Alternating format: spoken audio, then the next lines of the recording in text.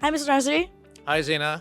Nice to meet you, and it's wonderful that you're here to share your insights. Firstly, what do you think of the Shippers Conference so far? And since you were a panelist, what was your objective?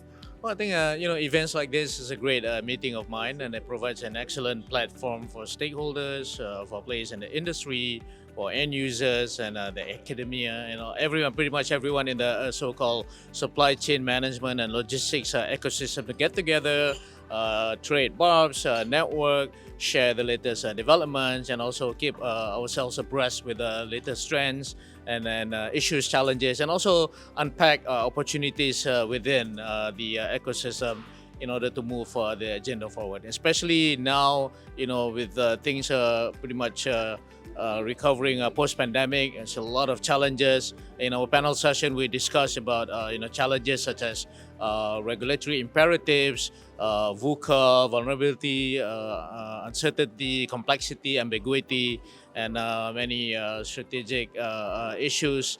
For example, Russia-Ukraine war, which have had an indelible impact on supply chains. So all these things need to be discussed and also need, have given rise to a lot of challenges that one single player cannot handle on their own. So that, hence the need for collaboration, co-opetition, and so on.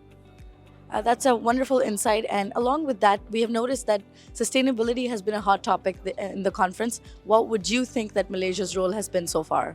Well, obviously, from the standpoint of a country like Malaysia, whose socio-economic development depends tremendously on trade, we need to keep our trade open, and we need to continuously improve our processes, policies, in order to become more pro-business, pro-investment, and also become facilitating rather than frustrating. So, in other words, this is where policy is very important, because nothing can happen or flourish in the context of bad policy. So in this regard, I think kudos must be given to the Ministry of Transport for continuing to be proactive and continuing to have their ears on the ground to listen to the grouses of the players, and also try to improve the flow of goods along the supply chain. And of course, when it comes to sustainability, we're not just talking about environmental sustainability, but also business sustainability.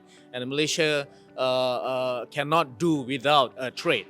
Because we are a resource-rich country, we also depend a lot on imports of not only commodities but also manufactured goods. So, in order for us to sustain becoming one of the competitive trading nation, also maritime nation, we need to ensure that the environment is well protected.